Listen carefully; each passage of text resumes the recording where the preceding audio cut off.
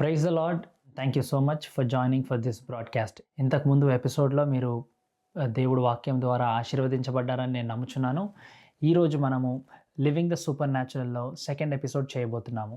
So, ఈ second ఎపిసోడ్‌లో మనము దేవుని వాక్యాన్ని ధ్యానించుకుంటుండగా దేవుడు అనేక విషయాలు మనకు బయలుపరిచి, మనకు ఆత్మీయ జ్ఞానము కలగచేసి, అదేవిధంగా మనము సూపర్ న్యాచురల్‌గా ఎలా జీవించాలో, ఎలా అయితే సూపర్ న్యాచురల్‌లో మనం నడవాలో దేవుడు మనకి చూపిస్తాడని నేను ఆశపడుతున్నాను. ఆమేన్. ఇంతకుముందు ఎపిసోడ్‌లో క్రీస్తులో మనం ఎవరు?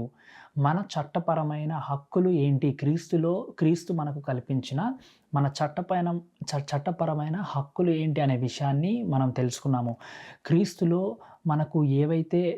మనకు తనలో ఏవైతే సమకూర్చాడో, ఏదైతే మన కొరకు ఆయన పూర్తి చేసి మనకు ఆ సిలువలో మన కొరకు ఆ పనిని ముగించాడో, దాని ద్వారా మన యొక్క ఐడెంటిటీని క్రీస్తులో మనం చూసుకున్నప్పుడు సూపర్ న్యాచురల్‌గా జీవించడం అనేది చాలా సులువవుతుందనే విషయాన్ని మనం ఎపిసోడ్‌లో నేర్చుకున్నాము.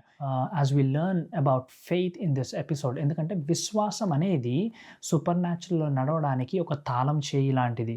సో, క్రీస్తు గురించి మనకి ఎంత తెలిసినా క్రీస్తు మనకు కల్పించిన చట్టపరమైన విషయాలు, మన హక్కులు, క్రీస్తు యందు నూతన నిబంధనలో బిలీవర్స్‌కు కల్పించిన హక్కులు ఎన్ని ఉన్నప్పటికిని, మనము విశ్వాసం లేకపోతే మన హక్కుల్ని మన సొంతం చేసుకోలేము. మనకు హక్కులు ఉన్నప్పటికిని, ఆ హక్కులు గురించి తెలిసినప్పటికిని, ఆ హక్కును ఎలా ఉపయోగించుకోవాలో తెలియకపోతే మనం ఎన్నటికీ విజయవంతమైన జీవితాన్ని మనం జీవించుకోలేము. ఫర్ ఎగ్జాంపుల్, మన ఇండియన్ కాన్స్టిట్యూషన్, మనందరికీ ప్రతి ఒక్క దేశానికి కాన్స్టిట్యూషన్ అనేది ఒకటి ఉంటుంది. అంటే ఆ యొక్క పౌరులకు అదొక చట్టబద్ధంగా కల్పించబడిన హక్కులనమాట.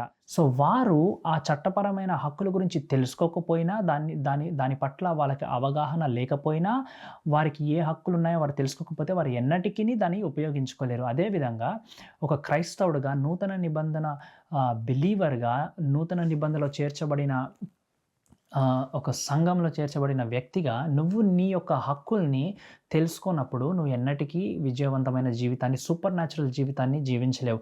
లాస్ట్ ఎపిసోడ్‌లో మనము ఈ యొక్క హక్కుల గురించి తెలుసుకున్నాము.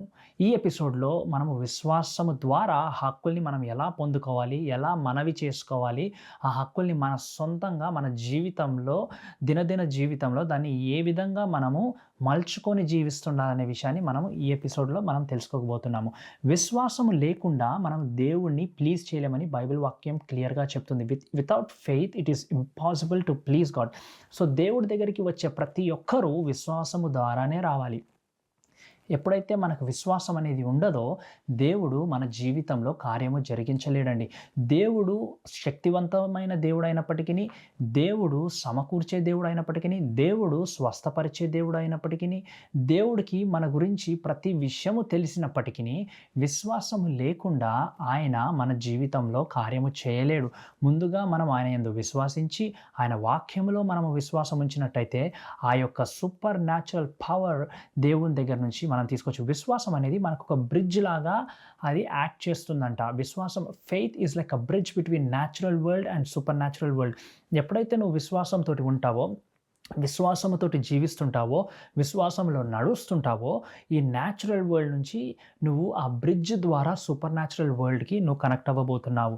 నీ హక్కుల్ని తెలుసుకుంటే మాత్రం సరిపోదు, కానీ ఆ హక్కుల్ని ఏ విధమైన సరి అయిన తాళము చేయితోటి ఓపెన్ చేసి నువ్వు ఆ హక్కుల్ని పొందుకోవడం అనేది నువ్వు నేర్చుకోవాలి. హీబ్రూస్ చాప్టర్ 11, ఆ చాప్టర్ అంతా కూడా విశ్వాసము ద్వారా అనేకమైన జనులు, దేవుని యొక్క ప్రజలు, దేవుడు ఎంచుకోబడిన వారు ఏ విధంగా విజయవంతమైన జీవితాన్ని జీవించారో ఆ యొక్క చాప్టర్ మొత్తంలో మనం చదువుతాం. అక్కడ చాలా ఎగ్జాంపుల్స్ ఉన్నాయండి. Different men and women of God, how God use them. దేవుడు వారిని ఏ విధంగా వాడుకున్నాడు, దేవుడు వారి ద్వారా గొప్ప గొప్ప కార్యాలు ఏ విధంగా చేశాడు, దేవుడు వారి జీవితంలో ఈ అద్భుతాలను ఎలా కలగజేశాడు, వారికి విజయవంతమైన జీవితాన్ని ఎలా దయచేశాడు అనే విషయాన్ని ఆ హీబ్రూ చాప్టర్ 11 చదివినట్లయితే మనము విశ్వాసము ద్వారా ఏవేవి చేయగలుగుతామో, ఆ faith heroes, chapter of faith heroes అని అంటాం కదా.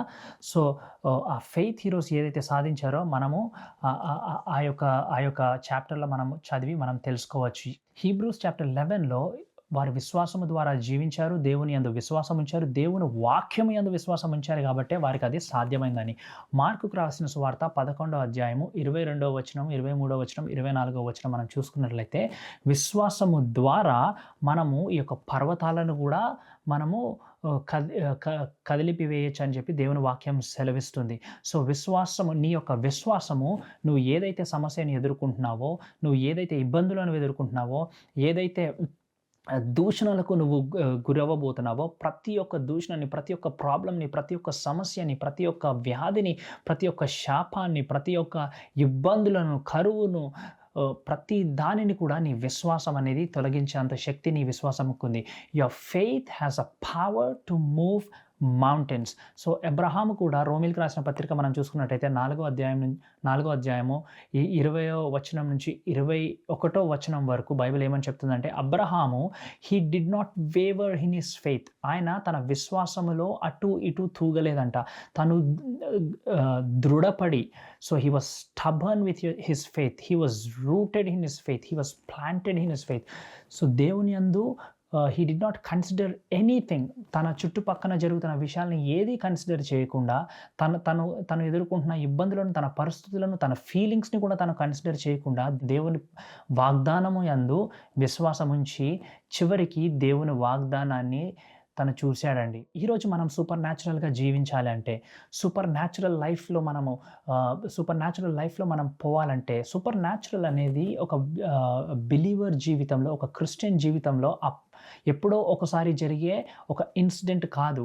వి are called to live the super natural in every day of our life. Your every day should have a super natural encounter with God. Because మనము న్యాచురల్‌గా సృష్టించబడినా కూడా మన ఆత్మ అనేది super న్యాచురల్‌గా సృష్టించబడింది. ఎప్పుడైతే నువ్వు తిరిగి జన్మిస్తావో, ఎప్పుడైతే నువ్వు తిరిగి జన్మించావో, అప్పుడు నీ యొక్క ఆత్మ దేవుని యొక్క ఆ స్పిరిచువల్ రెల్మ్ నీ యొక్క ఆత్మ it got enlightened to the spiritual atmosphere. అంటే ఆ యొక్క స్పిరిచువల్ అట్మాస్ఫియర్‌కి నీ యొక్క స్పిరిట్ అనేది ఎన్లైట్‌మెంట్ అనేది జరిగింది. If Christians are living a natural life, Christians ఎప్పుడైతే న్యాచురల్‌గా జీవిస్తుంటారో then there is something wrong. So, as a believer we are called to live a super natural life. Amen. So, ఈరోజు మనం ఈ వాక్య భాగాలన్నీ చూస్తుండగా విశ్వాసము ద్వారానే మనం సూపర్ న్యాచురల్‌గా జీవించగలుగుతాం అనే విషయాన్ని మనం తెలుసుకున్నాం.